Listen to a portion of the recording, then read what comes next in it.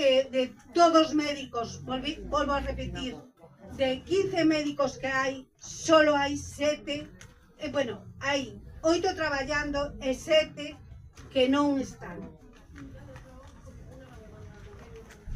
Eu quero dicir, e volvo a dicir, xa o dixen antes, o persoal non ten culpa de que non haxa médicos nos centros de saúde. O persoal hai que defendelo. Hoxe viñamos con un acordo de entregar as reclamacións no centro de saúde. Non se pode porque hai un horario. Claro, si ves con unha reclamación o mellor recolle, pero con todas as reclamacións que tiñamos non. Así que, volvo a repetir, mañán ou calquer día acercaros aos centros de saúde de Chapela, de Redondela, entregar as reclamacións, e pola aplicación tamén se poden facer, vale? Teñen 30 días para contestar. Creo que temos que, os que estamos aquí, temos que reclamar para que teñamos unha sanidade digna. As esperas interminables.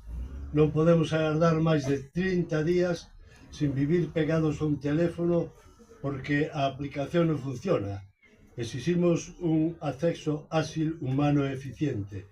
A saúde non entende de colapsos.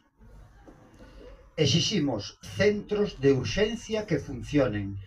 A saturación do PAC e das urxencias hospitalarias é a consecuencia directa de non coidar a base do sistema.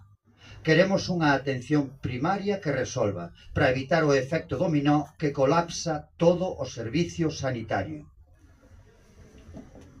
Exiximos especial atención á saúde mental e ás persoas maiores. Como sociedade somos cada vez máis conscientes da importancia da saúde mental.